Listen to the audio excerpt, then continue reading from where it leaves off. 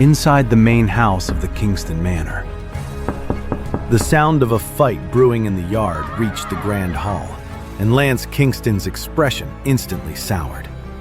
Sitting on the couch, the family patriarch looked at his grandson Mark, who was standing beside him.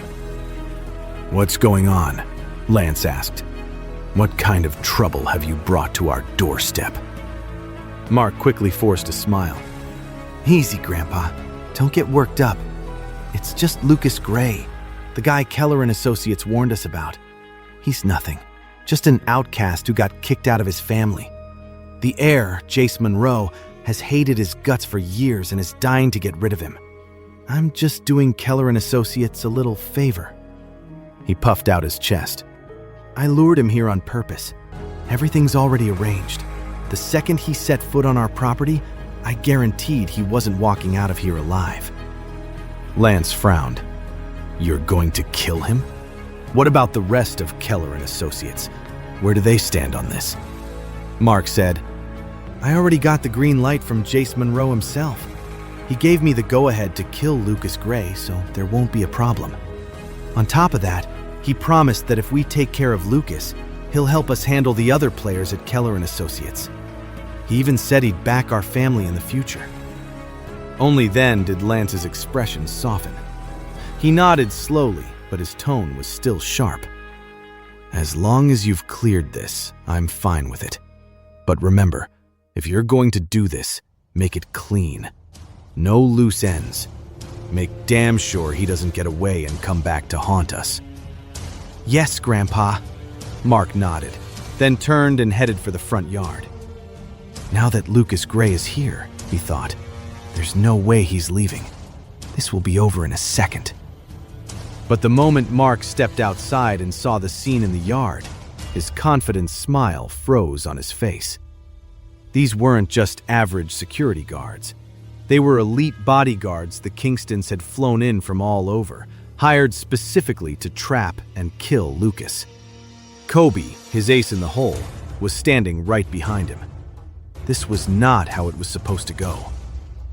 The alert had come through less than 2 minutes ago. In just 2 minutes, Lucas had taken down nearly 30 elite fighters. Mark's jaw went slack. What was even more unbelievable was that Lucas had come alone. One man against 30, and he'd torn through them in a couple of minutes. It was terrifying. While Mark was still reeling, Kyle, standing next to him, looked like he was going to be sick. His face was sheet white with horror. He'd never forget what he saw at the auction at Club Splendor in Orange County. Lucas had been just as calm and collected as he was now, right before he'd flicked a small button into Liam Wallace's neck, killing him in the blink of an eye. "Mark, what are we going to do?" Kyle asked. "Lucas Gray is a monster. Our guys are no match for him." "Shut up!" Mark, his voice tight with panic. "What are you so scared of? Okay, I'll admit the guy is tough, but he's just one man, and I can have 100 more guards here in minutes. If we all swarm him, he's a dead man." He took a shaky breath, trying to convince himself as much as Kyle. "Besides, even if he gets through them, I've still got Kobe, a top-tier fighter. And Grandpa has his own heavy hitters on standby. I guarantee you, Lucas is not walking out of here alive. So what is there to be afraid of?" Though he was rattled by Lucas's strength, Mark refused to believe he could handle Kobe, the expert he'd paid a fortune for. The plan was simple. Let the bodyguards wear Lucas down, then let Kobe move in for the kill. No matter what, Lucas had to die here tonight. If he didn't, Mark would never be able to face his grandfather or Jace Monroe again. Standing behind Mark, Kobe watched as Lucas casually dispatched the last of the guards. His eyes lit up, hungry for a real fight. "Don't you worry, Mr. Kingston," Kobe said, his voice dripping with arrogance.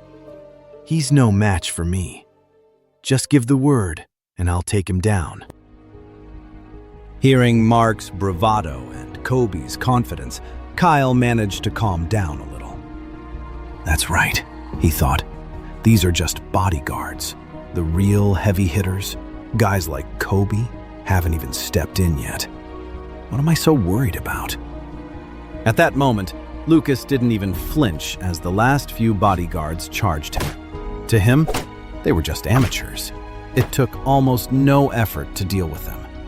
The idea that they could wear him down was a joke. Back on a mission in Calico, he had once fought off enemy forces for 4 days and 3 nights straight, taking down over 1,000 men by himself. A few hundred bodyguards were nothing. Besides, this was different. On the battlefield, he had to kill every last one of them. These guys were just hired muscle following orders. All he had to do was disable them to take them out of the fight. It was far easier and saved a lot of energy. Soon, the ground around Lucas was littered with groaning bodies as he closed in on Mark, one steady step at a time. Meanwhile, on a highway speeding towards San Francisco, a convoy of nearly 50 luxury cars snaked down the road in a single-file line. The high-end logos and custom plates made other drivers stare in disbelief. Wow, look at that motorcade! Is some big-shot family having a wedding today? Nah, no ribbons on the cars. Definitely not a wedding. Hey, check out their plates. They're from Orange County in LA. I've seen that OC plate before, the one with all the 6s. That car belongs to the head of the Hale family. Wait, I know that LA plate, all 9s. That belongs to the head of the Parkers. A buddy of mine took a picture of it once, I'm sure of it. All these cars driving together, what are they up to? Is something big about to go down in San Francisco? As onlookers gawked, the two convoys finally spotted each other on the highway. That's the Parker family's car over there, Connor Hale said, his eyes fixed on the lead car in the other lane. I wonder why they're suddenly showing up. I heard the Parkers had some trouble with Mr. Gray before. If they're heading over to cause problems, they'd better be ready for a fight. At the same time, Damon Parker spotted the Hale family convoy from Orange County. Bruce Hale has always been a sly old fox, he muttered. Who knows if his sudden trip to San Francisco has something to do with Mr. Gray and the Kingstons. Either way, we have to get there first. Both convoys sped up, racing toward the Kingston Manor. At the Cole residence in San Francisco, Alexis burst into Edmund's study, her face pale. "Grandpa," she cried out, her voice trembling. "It's awful! Something's happened to Lucas!"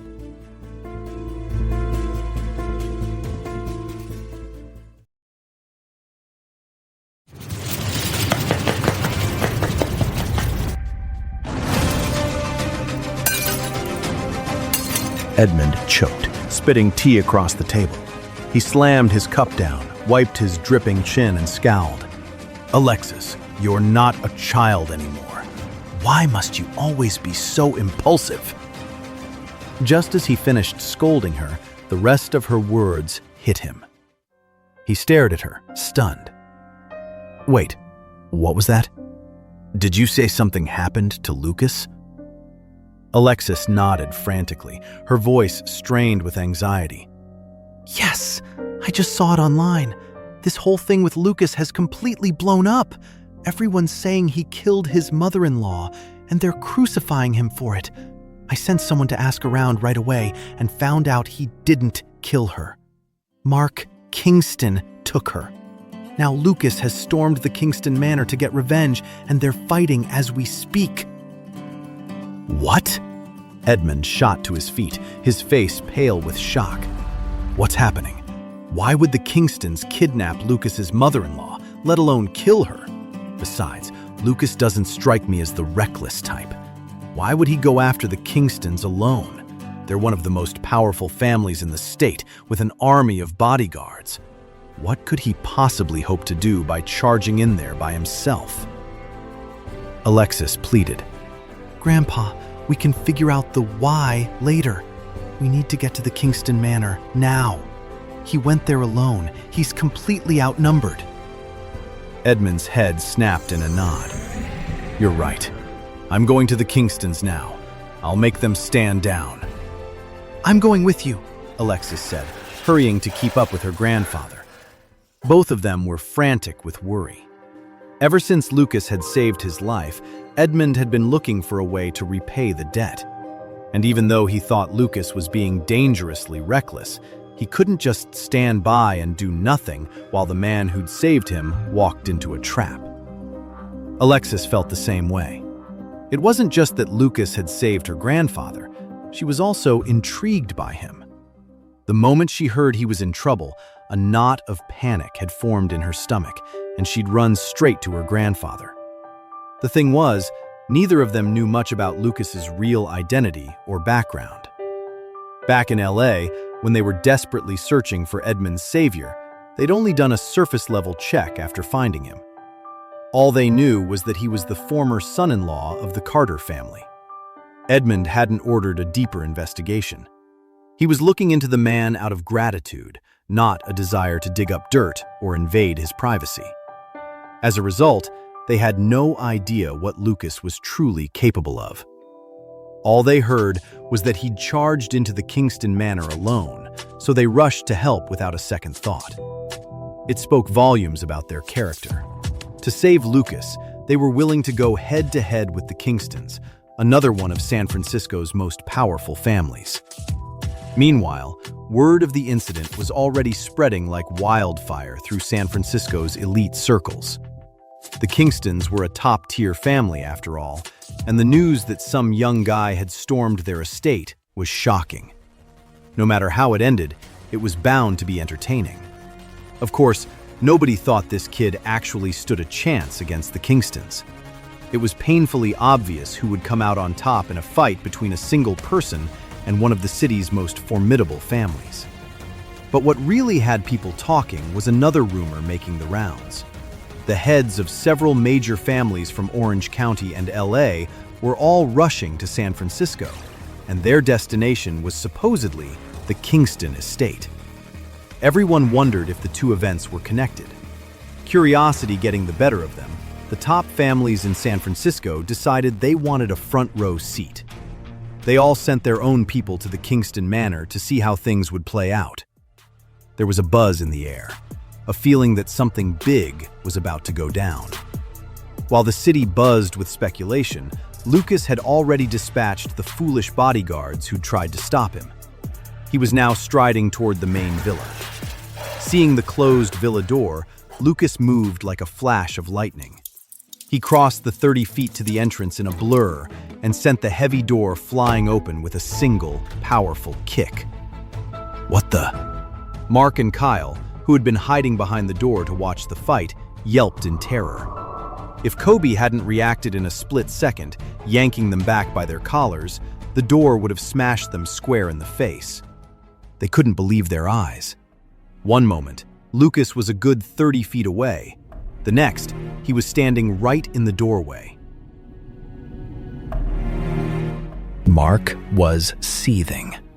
The door had nearly smashed him in the face, a humiliation he couldn't stand. He glared at Lucas, his voice a low growl. Lucas Gray, I'll give you this. You've got guts. And you have officially pissed me off." Lucas's gaze locked onto him. He recognized the voice from the phone call instantly. Lucas sneered. "Oh, really? And what if I have? You're the one who dared me to come, so I came. And what do I find?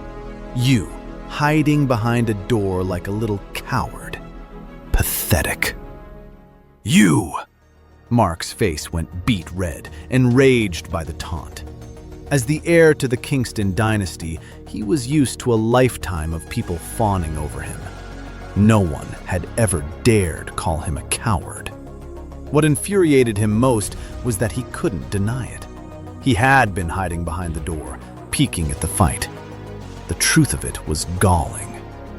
Beside him, Kyle was secretly relishing the sight of his cousin, who always overshadowed him, finally getting put in his place.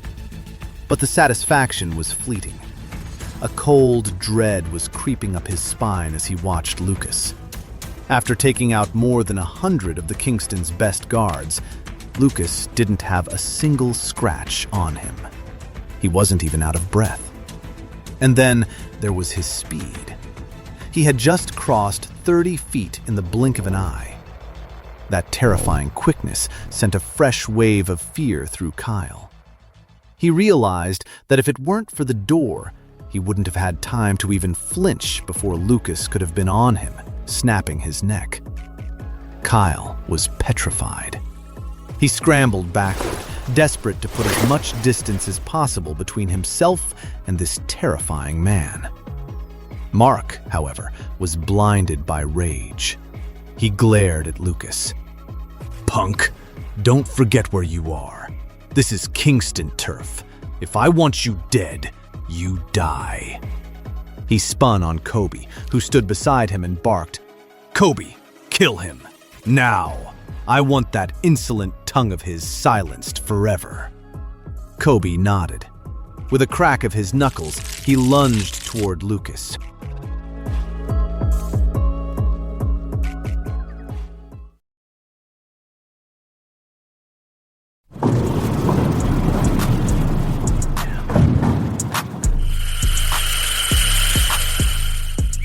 No wonder Kobe was getting paid the big bucks. His hands sliced through the air like talons, whistling as he lunged for Lucas's face. The attack was aimed to maim, a brutal, gouging strike. A sharp smack sounded as Lucas barely moved, raising a hand to block the strike before snatching Kobe's wrist out of the air. Kobe instantly shifted his attack, his other hand shooting out to grab Lucas's wrist in a countermove. A triumphant grin spread across Mark's face. Kobe's real power was in his grip. Mark had seen the man crush a solid bronze sculpture, even bend steel with his bare hands. He'd even given Kyle a little demonstration earlier. Now that Kobe had him, Mark was certain he'd hear the sound of Lucas's wrist snapping. A split second later, a terrible, high-pitched scream did fill the air. Mark laughed. "Lucas Gray, I told you you were going to die too." His gloating laughter caught in his throat. What? Something was wrong. His eyes shot wide, his face frozen in disbelief, as if he'd just seen a ghost. The scream of agony wasn't coming from Lucas. It was Kobe. Kobe's wrist was the one being crushed, not Lucas's. His hand was twisted at an unnatural angle, the sharp crack of bone audible in the sudden silence.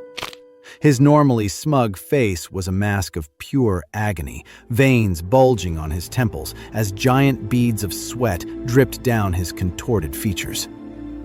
And across from him, Lucas stood perfectly still, his expression as calm and unbothered as ever.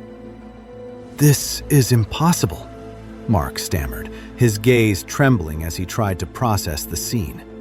He literally couldn't believe his eyes. "Is this your trump card?" "He's not much," Lucas said, his voice cold. Then, with a single, brutal kick, he drove his foot into Kobe's chest. A sickening crack echoed as the force of the kick sent Kobe's body launching backward. He landed in a motionless heap more than 30 feet away, his chest still. He wasn't breathing. He was gone before he hit the ground. Just like that, a top-tier expert was dead from a single kick. Mark's jaw hung open. He was frozen, a tidal wave of pure shock crashing over him. He swayed on his feet, horror sucking the air from his lungs. "No, this can't be. This is absolutely impossible." He couldn't wrap his head around what had just happened. Kobe, the expert he'd spent millions to recruit, the man who had never failed him, was dead. Not just beaten, but killed in seconds. Seconds. If Kobe was no match for him, just how terrifying was Lucas? He remembered his boasts, his promise to Kyle, Lance, and Jace Monroe that he would end Lucas tonight. A cold dread filled his gut. He had completely, utterly underestimated Lucas. And now he was going to pay for it. What would Lucas do now? Was he going to kill him too? If Lucas decided to kill him right here, there wasn't a damn thing he could do to stop it. In that moment, Mark was drowning in regret. He remembered Kyle warning him to have a backup plan, not to rely solely on Kobe. At the time, he'd dismissed it as Kyle just trying to build Lucas up. God, if he could turn back time, he never would have been so careless. He would have at least done a real background check first. Unfortunately, it was way too late for regrets. When Lucas turned that cold, ruthless gaze on him, Mark felt the shadow of death fall over him. He shuddered, and then it hit him. His ace in the hole. If he played this right, not only would Lucas not dare to kill him, he might just become Mark's obedient little dog. Mark wiped a sweaty palm on his pants, forcing a menacing laugh through gritted teeth. You think you've won, Lucas Gray? You're dead wrong. You're about to regret every second of this. Is that so? You've said that a few times now, Lucas said flatly, taking another step toward him. Stop right there, Mark yelled. Not unless you want your wife, Cheyenne Carter, to die. Lucas froze. His calm expression slowly hardened into something lethal, his gaze turning to ice. A low, dangerous growl rumbled in his chest. You threaten me with her? You're a dead man. A terrifying, murderous aura poured off of Lucas in waves, so intense that the very gravel under his boots began to crack under the pressure. Mark flinched back from Lucas's sheer intimidation. But then he remembered his leverage, Lucas's Achilles heel. The thought gave him a fresh surge of courage. He forced a grin. I had my people do their homework on you a long time ago. You care an awful lot about your wife, don't you, Lucas? Willing to be the Carter family's doormat, letting that witch Karen Turner walk all over you? Cheyenne is your biggest weakness, isn't she? You didn't think I'd call you out here without a backup plan, did you? Your being out of Orange County was the perfect opportunity. Right now, my men have your wife. And if you don't become my little pet, I'll have them break her, ruin that pretty face. And after they're through with her, then I'll let them finally put her out of her misery. With every word Mark spat, the temperature around Lucas seemed to drop. By the time he finished, Lucas's eyes were bloodshot, burning with a murderous rage that was almost tangible. Mark reveled in it, seeing the fury build in Lucas's eyes. What's wrong? Hate me that much? Want to kill me right here and now? Go ahead and try.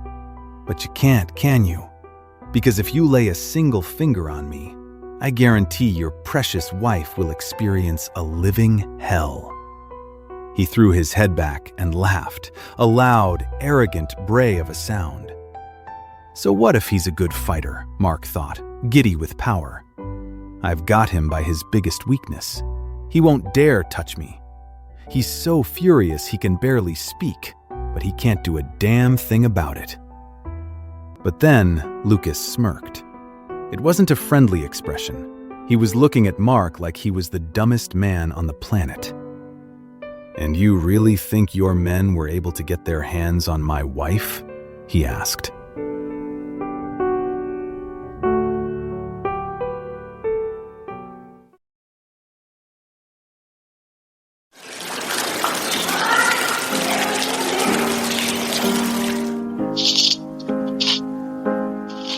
Hearing that, Mark just laughed and pulled out his phone. He said, You're really clinging to that last sliver of hope, aren't you? Fine. I'll show you who has your wife now. He tapped the screen a few times, then put the call on speaker, a triumphant smirk on his face. I'll let you hear your wife beg for mercy, One last time. He sneered at Lucas. A moment later, a voice crackled through the speaker, but it was nothing like what Mark expected. A cheerful voice said, Lucas, we've taken care of things over here. A few creeps snuck over trying to get to Cheyenne, but we've got them all tied up. As long as I'm here, nobody's laying a finger on her. It was the cheerful voice of a man, Jordan, who'd followed Lucas back from Calico and had been his right-hand man ever since. Impossible! The color drained from Mark's face. That's impossible! The guys I sent are pros! There's no way they failed! Oh, so you're the moron who sent those creeps after Cheyenne. You got a lot of nerve even thinking about touching her. You're dead meat. Jordan shot back with a scornful laugh, twisting the knife. Mark slammed the end call button, as if he could erase his failure with a single tap. Lucas sneered. Idiot. After Cheyenne, Charlotte, and Amelia had faced one close call after another, Lucas had become almost paranoid about their safety, sparing no expense to protect them. For a while, he'd had Wade protecting Charlotte, while Stanley watched over Cheyenne and Amelia. Jordan usually kept an eye on them too in his downtime. When Stanley left Orange County for D.C. with Flynn, Lucas had Skylar take over, secretly watching Cheyenne and Amelia. So when Lucas came to San Francisco to deal with Mark, he'd pulled Jordan back from training the Hales and tasked him with protecting Cheyenne and Amelia personally. With that kind of security detail, not even his enemy's best men stood a chance of getting to them. Looks like you just played your last card. What other tricks you got left? Lucas stared at the pale-faced Mark, the murderous glint in his eyes intensifying. Even though Mark's plan had failed, just the fact that he'd tried to kidnap Cheyenne and the garbage he'd just spouted was more than enough to make Lucas want to kill him. Mark was in a full-blown panic, scrambling backward on shaky legs. He stumbled, nearly tripping over his own feet. He looked pathetic, all the confidence from moments ago completely gone. Just then, a stern, aged voice cut through the tension. "Young man, you'd better watch yourself. You trespassed on Kingston property and took down this many of our men. Now you're trying to harm my grandson? Don't you think you're going too far?" Lucas glanced over. An old, white-haired man was walking out of the mansion, leaning on an ornate wooden cane studded with massive emeralds. He carried himself with an air of absolute authority. The moment Mark saw him, he scrambled over like a drowning man grabbing a lifeline. "Grandpa, you're finally here! This bastard is trying to kill me!" This was Lance Kingston, Mark's grandfather and the patriarch of the family. He was flanked by two guards in black suits, both looking like they could snap a man in two. The bulging veins in their temples screamed martial arts training. Lucas laughed. "Too far? That's rich coming from you. I had no beef with the Kingstons until your grandson kidnapped and murdered my mother-in-law. Then he tried to frame me for it. You've been around the block, so you can't be that senile. You tell me who's out of line here." Lance's expression immediately darkened. As the head of one of San Francisco's top families, he felt he was already being magnanimous just by speaking to Lucas. He never expected the kid to be so disrespectful, practically calling him an old fool. It was infuriating. A little pride in a young man is one thing, but arrogance is a death sentence. Walk away now, and I'll pretend this little incident never happened. I'm offering you one chance, Lance said, his voice a low threat. He spoke with a lofty, condescending air, as if he were granting a favor that Lucas should be on his knees for. Lucas snorted, a bitter laugh escaping him. "Let me go? I think you've got this backward. I'm here to kill Mark Kingston. Lance was furious. Kid, it seems you're determined to do this the hard way. You've crossed the Kingstons, and you won't be leaving here alive. Don't forget, this is our turf. You're in no position to make demands. If he hadn't just witnessed Lucas's skill firsthand, Lance would have simply ordered his men to kill him instead of wasting his breath. An old man's voice boomed from behind them. Did you say Mr. Gray isn't fit to challenge you? In that case, you can count the Parkers in. Damon strode forward, his posture straight and steady, with about 40 of his best men fanning out behind him. The sight of them was instantly intimidating. A younger voice rang out. And if that's not enough, count the Hales in too. Connor marched in, looking just as formidable, with dozens of his own men in tow. Little Atlantis City is in too. Joe appeared at the head of his crew, all of them looking ready for a fight. Another voice said, And us. In an instant, the sprawling front lawn of the Kingston estate was flooded with 100 men. The Kingston bodyguards, who'd been groaning on the ground moments before, were unceremoniously hauled up and tossed aside like sacks of garbage. Seeing this, veins bulged on Lance's temples, his stern face contorting with pure fury.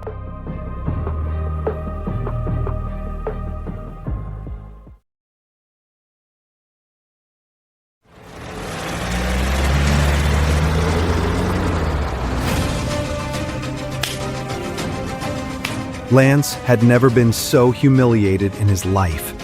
This was not just an insult, it was a straight-up slap in the face. If these were the big San Francisco families, he might have given them the time of day. But these guys? They were from second-rate families in LA and Orange County, people he looked down on. And they had the nerve to talk to him like this? To disrespect the Kingstons on their own damn property? You really think you have the right to pull a stunt like this on Kingston turf? Lance's glare locked onto Damon, Connor, and Joe at the head of the pack. You're a bunch of nobodies from Orange County and LA. All of your families combined aren't worthy of shining our shoes. The nerve you have, threatening me. You've all lost your goddamn minds. Damon shot back. Maybe the Parkers aren't on your level, but at least we know the meaning of decency.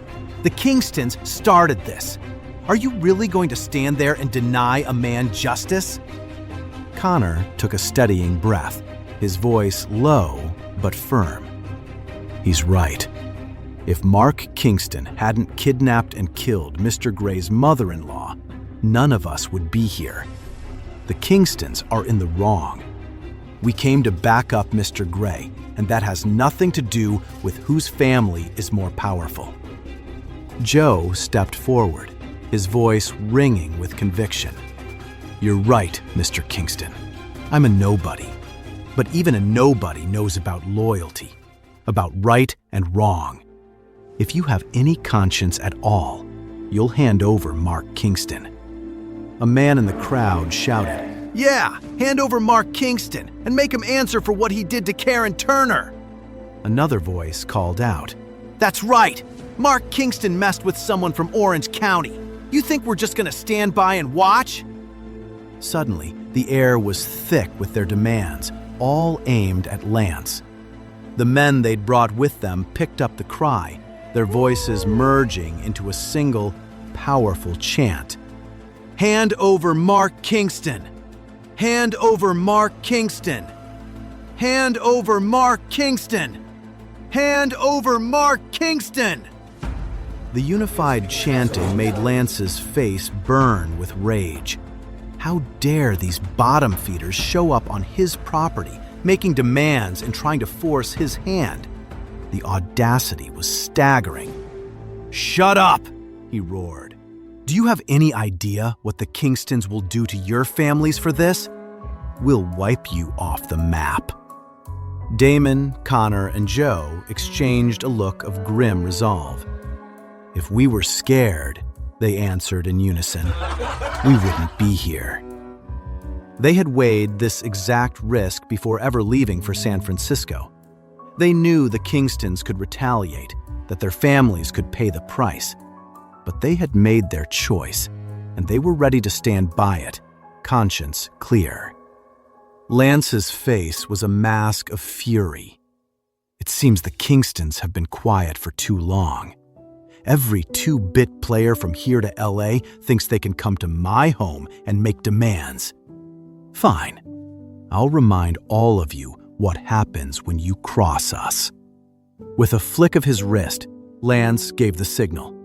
In an instant, 30 men in black suits materialized from the shadows of the estate, forming a tight circle around the 100 or so men Damon and the others had brought. These were not the gate security Lucas had dispatched earlier. These were the Kingstons' real enforcers, the muscle they kept hidden from the world. The confidence on Damon's, Connor's, and Joe's faces evaporated. They had brought their best, but their best were nothing against a force like this. These men were killers, plain and simple, and a cold knot of dread tightened in their stomachs. Lance sneered. "Now you see the difference between a top-tier San Francisco family and your little operations? Look, we don't have any real beef. You take your men and walk away now, and I'll pretend this never happened. We'll let bygones be bygones. Otherwise..." He let the threat hang in the air. He was giving these fools who dared challenge his family a way out. For now. He'd make sure to crush them all later, to pay them back for today's humiliation. Damon, Connor, and Joe glanced at each other, jaws tight. None of them were backing down. Just as Lance's expression darkened, ready to give the order to descend on them, Lucas stepped forward. "Mr. Kingston," he said, his voice calm but carrying over the tense silence. "I'll give you one warning. Mark Kingston killed my mother-in-law. I'm taking him with me today. If you're smart, you'll let me take just him. If not, don't blame me for the ruin that will befall your house." While Lance had been threatening the others, Lucas had remained silent, watching. He wanted to see what they would do. Faced with annihilation, the smart play would have been to cut their losses and abandon him. But they didn't. They stood their ground, ready to face the consequences for his sake. A flicker of respect, even warmth, cut through him. Of course, he had no intention of letting the Kingstons lay a hand on any of them. "That's right. Hand over Mark Kingston." "Hand Mark Kingston over! Hand Mark Kingston over!" The renewed shouts echoed across the manor grounds. Lance was so furious, his face was a twisted mask of rage. The other Kingstons looked just as livid. A mob on their doorstep, demanding they turn over one of their own. It was the greatest shame they'd endured in a decade. Meanwhile, Mark, the man at the center of it all, was practically vibrating with fury. He was the golden boy of the Kingston family, groomed to be the next heir. People didn't even dare use his full name. Now, this rabble was screaming it like a curse. It was the ultimate insult. "Lance, you want to take my grandson? Dream on." Lucas, "Your grandson killed my mother-in-law. Why shouldn't I take him? It's a life for a life." Lance, "Bullcrap! My grandson is a Kingston. Your mother-in-law was a nobody from the sticks. Her life doesn't even begin to compare to his." Suddenly, a clear, powerful voice of an old man cut through the tension from the manor gates. "Hey now, Lance. That doesn't sound very fair, does it?"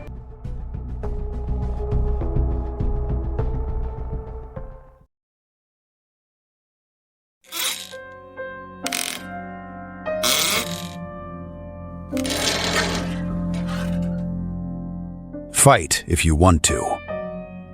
The voice cut through the tension, snapping everyone to attention.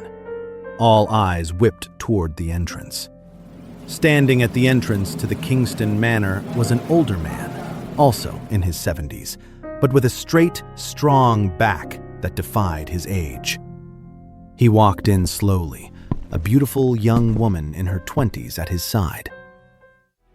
"Cole, what brings you here?" Lance glared, his expression hardening.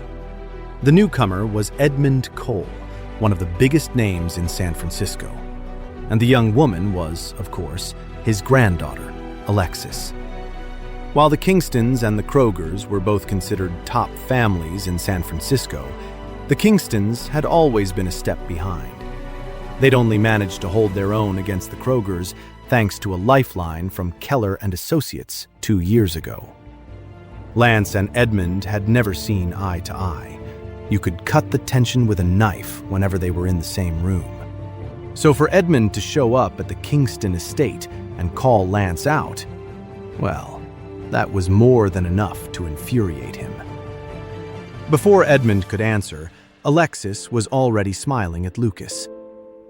"Lucas, are you all right?" she asked. He just nodded at the cheerful young woman. Edmund let out a hearty laugh.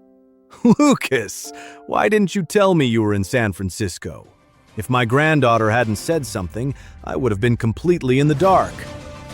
Lucas smiled. "I'm just here handling a personal matter. I didn't want to bother you, Mr. Cole." "Don't be a stranger, Lucas. We're old friends. It's no bother at all," Edmund said enthusiastically, making his loyalty to Lucas crystal clear to everyone present. Just as Edmund had intended, Lance's face darkened. He hadn't expected Edmund to know Lucas, let alone throw his weight behind him. The realization only stoked his fury. "Edmund Cole, are you really here to back this punk up?" Edmund didn't mince words. "I am, and from what I hear, your grandson is the one who screwed up. He needs to go with Lucas. Simple as that." Edmund was treating Lucas like family, plain and simple. A ripple of confused and worried glances went through the crowd in the Kingston's front yard. The scene sent shockwaves through the other wealthy San Francisco families watching from the sidelines, their jaws practically on the floor.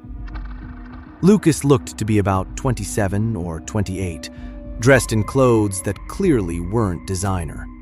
And nobody had ever heard of a powerful family named Gray. Yet, seeing how warmly Edmund Cole, one of the city's titans, treated him, they couldn't help but wonder who the hell this guy was.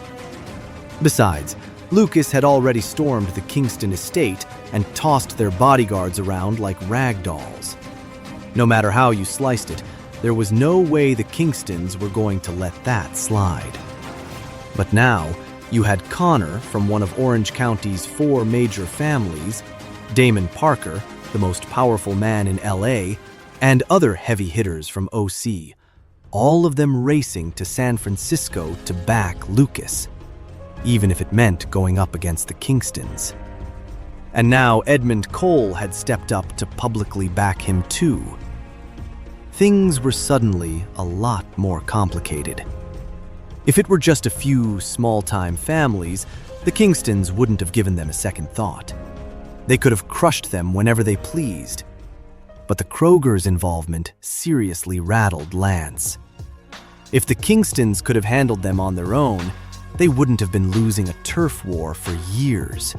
And they definitely wouldn't have needed help from Keller and Associates just to stay in the game. Lance shouted, "Edmund Cole, this is between the Kingstons and Lucas Gray. You're an outsider. You have no right to stick your nose where it doesn't belong. We've always stayed in our own lanes. If you insist on getting involved here, don't blame me for kicking you while you're down the next time the Krogers find themselves in a pinch. On top of that, Mark is my grandson. He is the future of this family, the one we've poured everything into. You think I can just let someone waltz in here and take him? If I let them walk all over us today, what happens to our name in this city? So here's some friendly advice. Mind your own business and get out of my house. Now, or the Kingstons will have no problem going to war with the Krogers. Lance's threat hung heavy in the air, his arrogance on full display. But Edmund Cole wasn't a man who could be pushed around. Years in the military had forged a spine of steel, and he didn't take kindly to threats. Lance's tone was exactly the kind of thing that set him off. "Are you threatening me?" Edmund's voice was dangerously low. "Fine. Bring it on. I'm not afraid of you."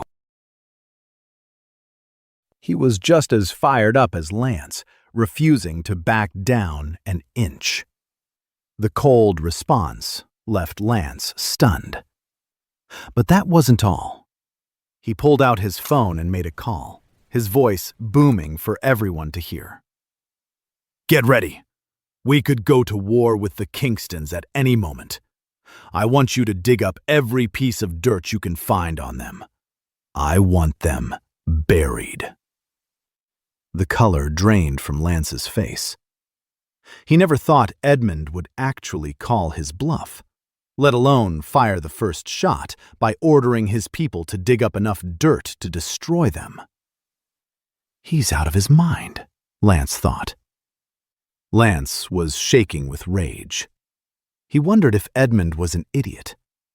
Besides the Kingstons and the Krogers, there was another major player in San Francisco.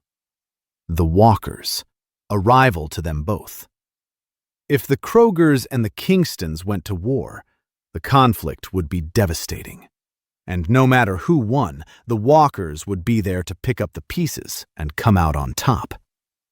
If that happened, the Walkers would become the dominant force in San Francisco, while both the Krogers and the Kingstons would be knocked down a peg. The loser might even be wiped off the map entirely.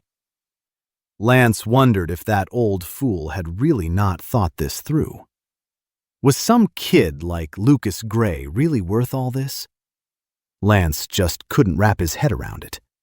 And looking around, neither could the rest of the Kingston family, or any of the rivals watching from the shadows.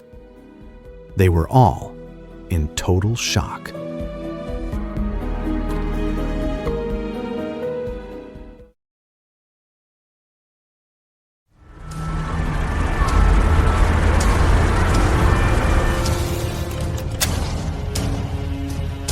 The Coles and the Kingstons, two of the three most powerful families in San Francisco, were about to go to war, all because of one young man.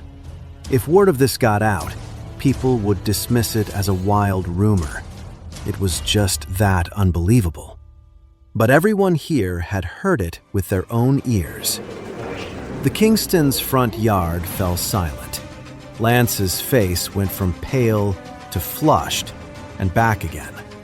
Finally, he lifted his head, his jaw tight, and asked Edmund, "Edmund Cole, are you absolutely sure you want to declare war on the Kingstons?"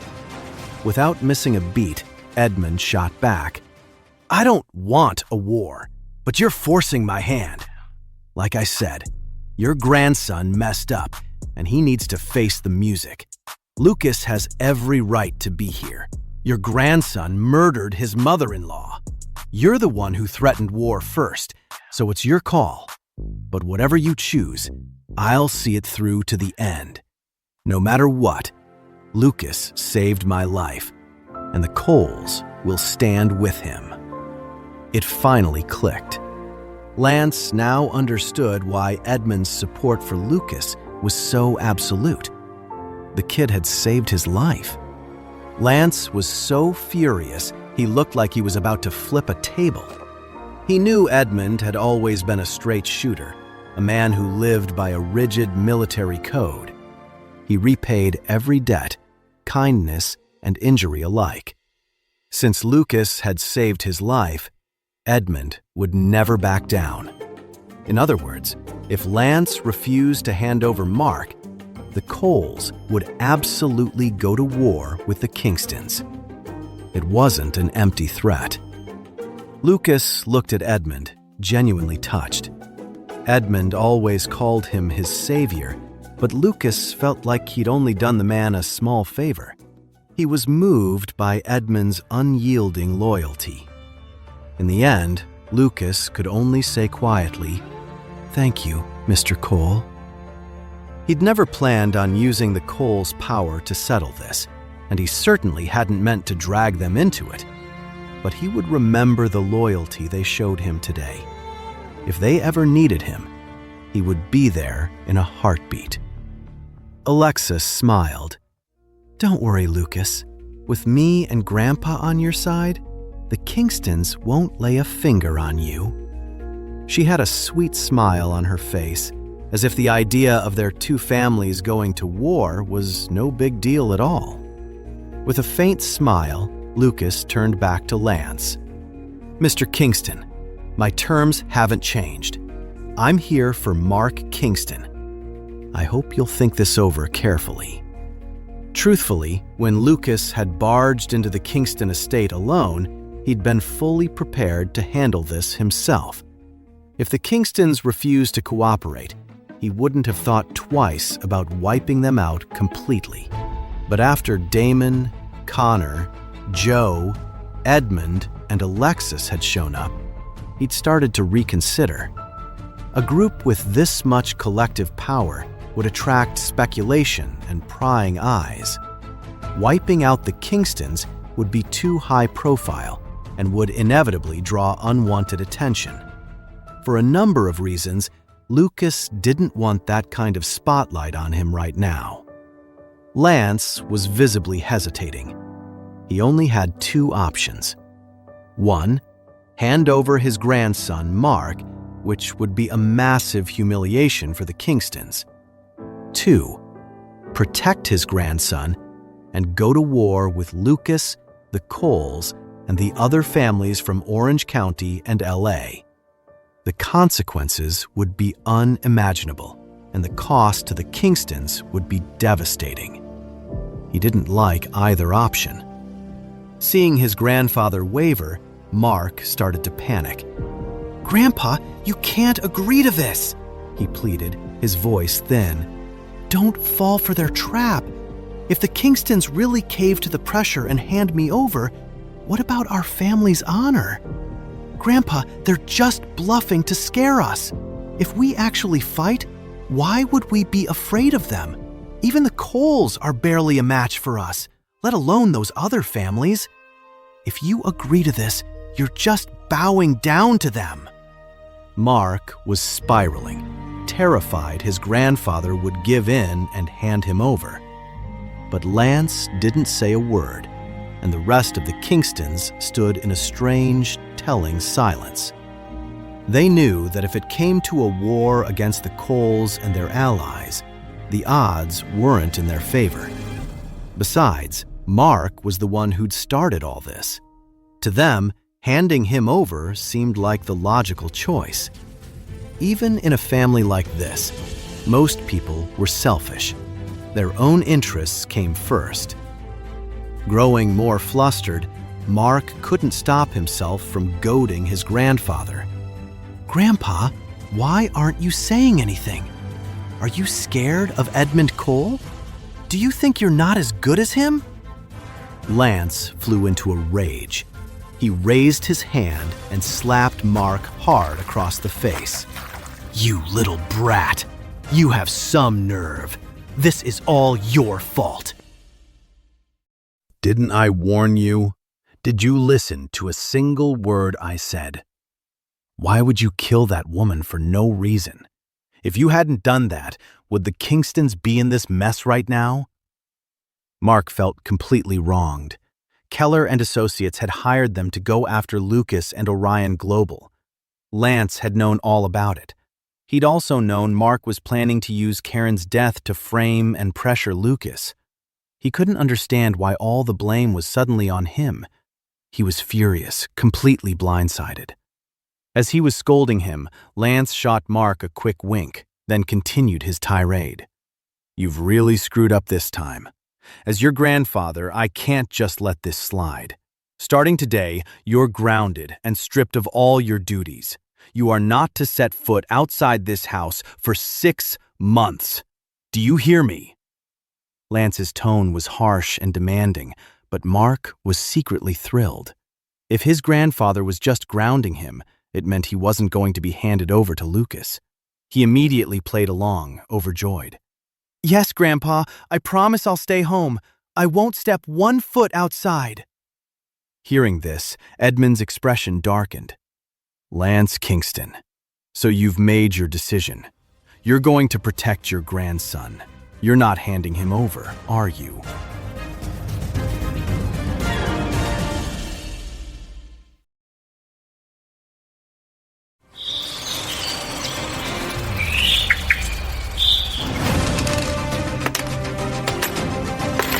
"Yes," Lance said, his voice firm.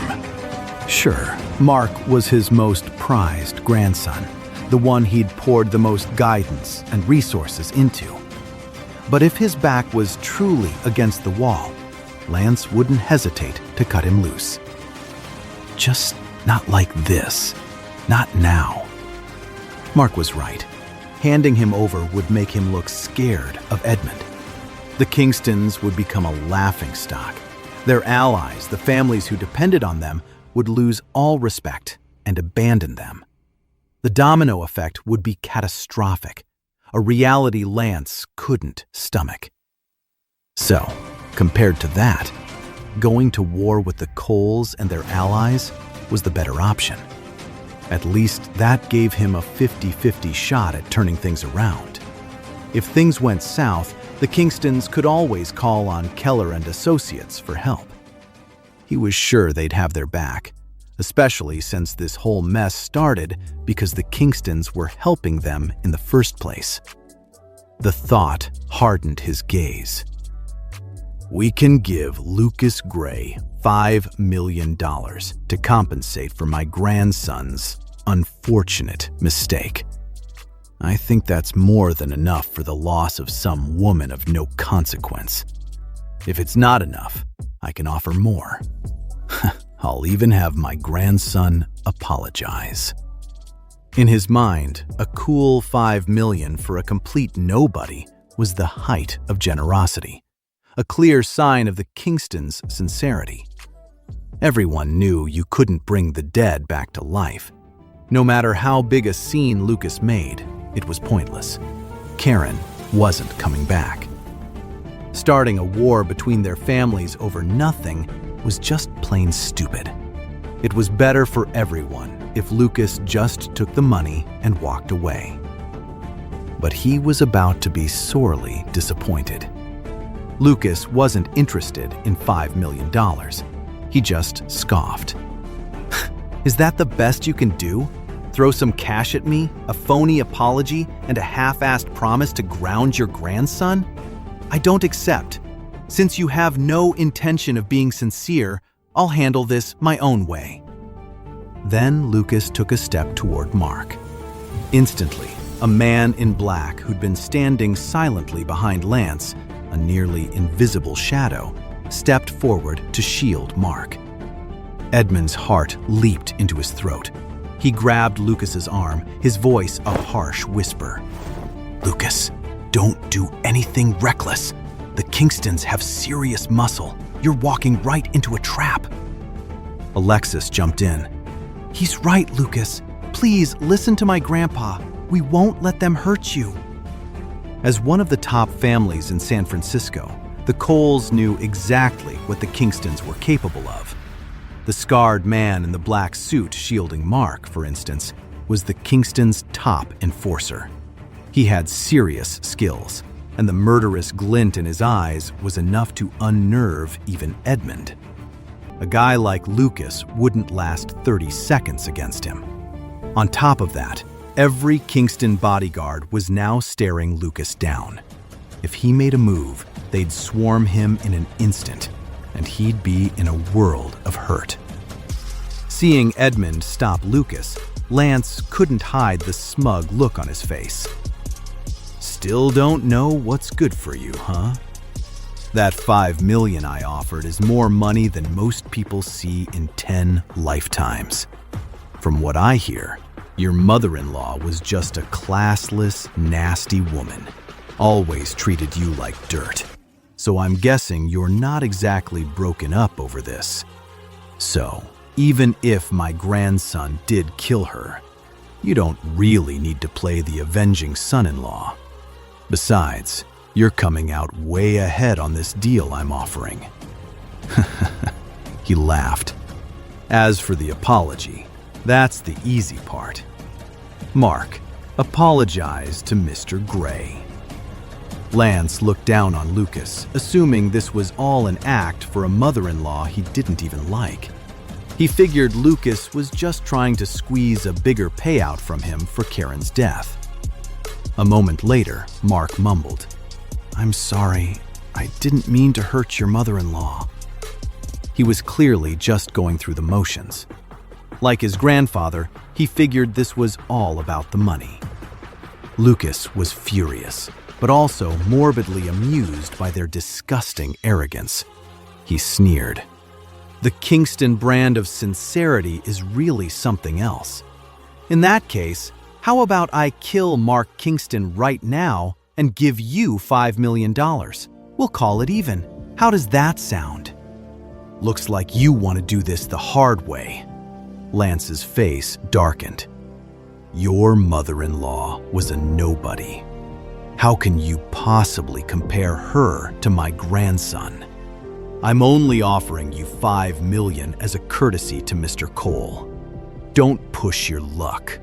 How can you possibly compare my grandson's life to that of a woman like her? He snarled. Before Lucas could even respond, Edmund exploded. Lance Kingston, you've gone too far. I told you, Lucas saved my life. An insult to him is an insult to me. Since you're so determined to protect that grandson of yours, the Cole family is now officially at war with the Kingstons. Yes, Grandpa, Alexis said without a moment's hesitation. She immediately pulled out her phone and made a call. the Coles have declared war on the Kingstons. I want you to mobilize everything. Wipe them out, no matter the cost. Even in her 20s, she radiated the same commanding presence as her grandfather, an authority unique to the Coles. Lance couldn't believe Edmund was actually reckless enough to declare war over this. But things had already gone this far.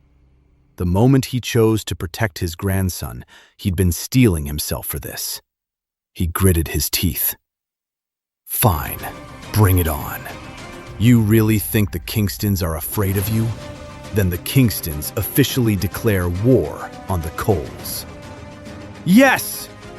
The Kingstons behind him roared their agreement, immediately barking orders to prepare. The air in the yard crackled, suddenly thick and heavy with aggression. The standoff had broken. War had begun.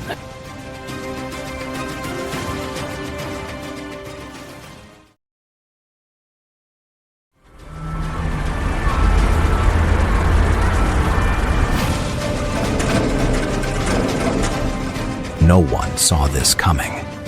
The two most powerful families in the city on the verge of war over something like this. A war between the Kingstons and the Coles wouldn't be some street brawl. It would be total war, waged on every front imaginable. Business, reputation, the stock market, public opinion, personal connections, and yes, brute force. The conflict would be massive, the consequences devastating. No matter who came out on top, the fallout would shake the entire economy of San Francisco. Lucas glanced at Edmund, a knot of disbelief tightening in his chest. Edmund had just declared war on the Kingstons without a second thought. All for him. A wave of gratitude washed over Lucas, moved by his friend's incredible loyalty. The moment the Coles and Kingstons drew their battle lines, Damon, Connor, Joe, and the others who had traveled all this way for Lucas made their own positions crystal clear. A man shouted, "The Parkers declare war on the Kingstons!" Another yelled, "The Hales are in! We're with them!" Someone else declared, "Little Atlantis City stands against the Kingstons!" They all stood firm behind Lucas, their faces set with grim determination. Lance's expression turned venomous. "Fine. If you all want to die with him, so be it. No one is leaving this place alive."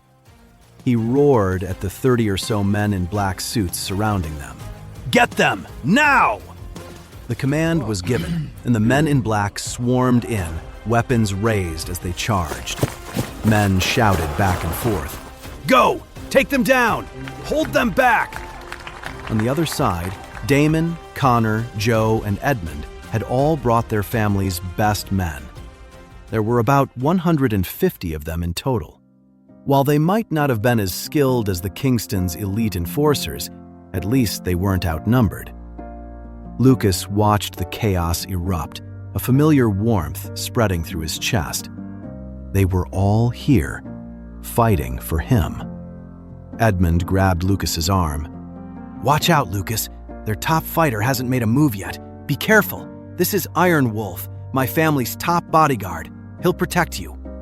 Edmund pointed to the middle-aged man beside him and ordered, "Your only job is to keep Mr. Gray safe. Don't let anything happen to him." Iron Wolf shot Lucas a dismissive glance. "Just stay close to me and you'll be fine," he said, his voice dripping with arrogance. He clearly wasn't impressed. But the truth was, Lucas didn't need his protection. He smiled. "Just protect Mr. Cole and his daughter. Don't worry about me." With that, Lucas started moving, heading straight for Mark. Iron Wolf's face contorted in a frown as he yelled, "Get back here! The one behind Lance Kingston, the guy with the scar, that's their top man. I'm not even sure I can take him. Are you trying to get yourself killed?" He was furious. His job was to protect Edmund and Alexis. Now, thanks to Edmund's sudden order, he was stuck babysitting this kid who had caused the whole mess. And watching Lucas charge headfirst into the enemy ranks just confirmed his suspicion. The guy was a reckless fool. Edmund and Alexis panicked, shouting, "Lucas, don't do something crazy!" Lucas just glanced back at them with a calm smile before breaking into a dash. One fighter, no matter how good, wasn't enough to scare him.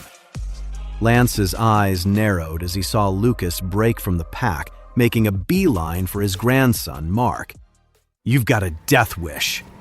"Scarface," he commanded coldly. "Take that punk out, right now." Without a sound, the man named Scarface launched himself at Lucas. There was no doubt he was the Kingstons' ace. He moved like a bolt of lightning, closing the distance and appearing before Lucas in an instant. Edmund's face went white. "Iron Wolf, save him, now! Forget about us!" Iron Wolf's gut twisted. He saw the danger and lunged, but it was already too late. The attack was underway. Shit! Iron Wolf's face went pale. The Coles and Kingstons had been rivals for years. They knew each other's strengths and weaknesses inside and out. That included their top fighters. Iron Wolf hadn't been exaggerating earlier. On paper, he and Scarface were an even match. But once a fight broke out, Scarface became a rabid animal. The sight of blood sent him into a berserker rage, turning him into a force that felt no pain. Iron Wolf had faced him once, years ago, and had sworn he'd never do it again. He figured Lucas, tall and lean as he was, wouldn't stand a chance against such ferocity. In a flash, Scarface was on him. Cold steel glinted as a dagger shot toward Lucas's chest. The strike was a blur so fast, the people watching from a distance could only see a flicker of metal. How could Lucas possibly react in time? He didn't even try. He just stood there, a stationary target. Oh no. The thought slammed into Ironwolf's mind, and his heart plummeted. Lucas hadn't moved. At this range, Scarface's dagger was a sure thing. He was done for. Lance, Mark, and the other Kingstons erupted in relieved laughter. One of them sneered. "Lucas Gray, you talk a big game, but you're pathetic. You can't even block one hit from our best man." Another jeered. "Scarface is the strongest there is. That kid's about to face the steel." A third added, "Serves him right. How dare he cause trouble in our house when he's this weak? Honestly, dying like this is getting off easy." Watching it unfold, a horrified scream ripped from Edmund and Alexis. "Lucas!" At the same time, Damon, Connor, and the others shouted his name in unison. "Mr. Gray!"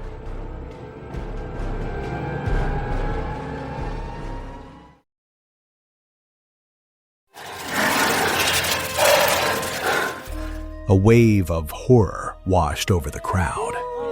They'd come here to back Lucas up, ready to take on the Kingstons. But if Lucas died now, it would all be for nothing. Worse, they'd be left to face the Kingstons' wrath. It was a future they couldn't bear to imagine. Just as the crowd reeled in shock, the Kingstons erupted in laughter. But then Lucas, who'd been stock still, moved. He raised his hand. In it was the dagger, the same dagger Scarface had just held, the one that should have been buried deep in Lucas's chest. But there it was, clutched in his hand. And Lucas was completely unharmed. The smiles on the Kingstons' faces froze. Lucas Gray wasn't stabbed? How could Scarface have missed at point-blank range? But no one was more shocked than Scarface himself. His eyes flew open, wide with disbelief. "You!" He managed one word before Lucas cut him off, his voice cold. "I believe this is yours." Then, the dagger became a blur in Lucas's hand, moving with impossible speed as it struck Scarface's chest. Scarface gasped, his eyes fixed on the hilt of the dagger, now embedded in his chest, his face a mask of disbelief. How did you?" Before he could finish, Lucas gave the hilt a sharp, decisive twist. Scarface's body went rigid. The strength drained from him, his last breath a choked whisper. Lucas said, "Want to know how I dodged that? You can find out in the next life." Lucas released him, and the body crumpled to the ground, the light already gone from its eyes. Scarface was dead. Lucas glanced at his hand, not a drop of blood on it. He then turned to Lance and the other Kingstons, a smirk playing on his lips. "Is this your strongest fighter? I'm not impressed." Everyone stared, speechless. The Kingstons' so-called strongest fighter was killed by Lucas. Just like that. Iron Wolf's eyes were wide as saucers. He couldn't wrap his head around it. The same man who had completely overwhelmed him, who he'd barely survived, was just killed by Lucas without breaking a sweat. If he hadn't faced Scarface himself and felt the man's terrifying power, he'd have sworn Lucas had just put down some two-bit amateur. But Scarface was no amateur. It could only mean one thing.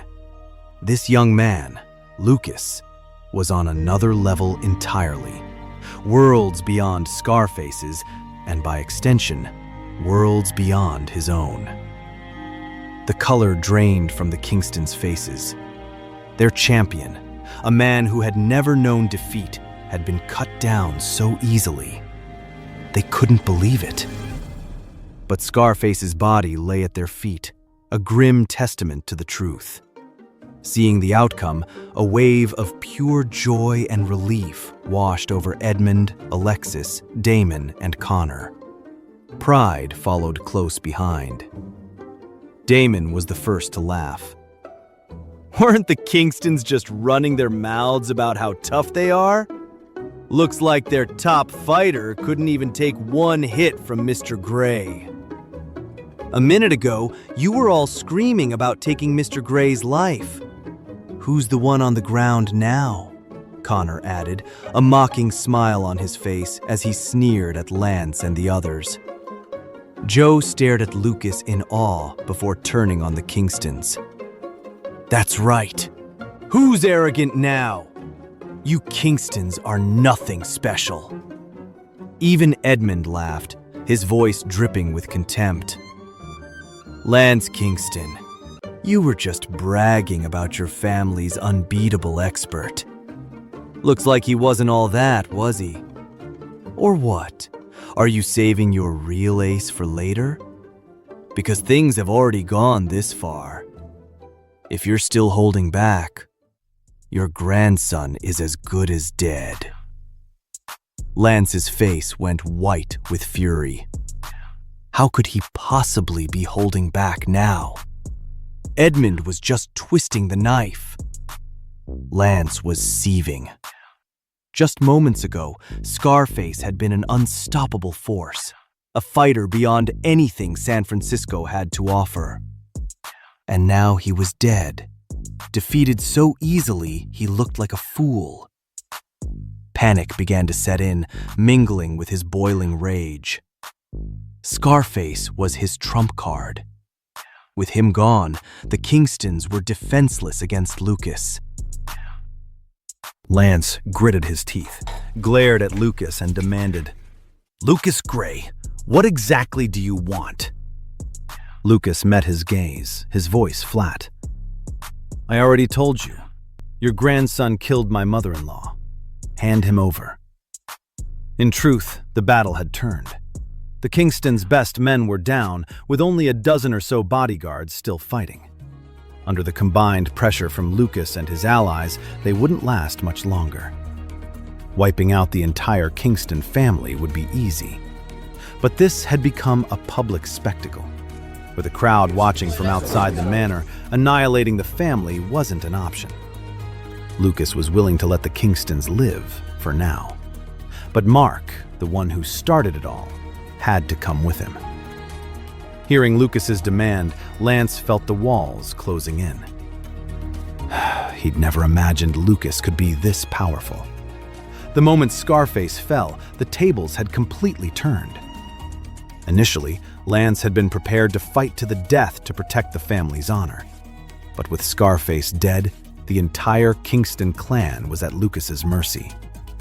Worrying about public shame was a luxury he could no longer afford. There was nothing else he could do. Lance slowly turned his head to face Mark, a grim determination hardening his eyes.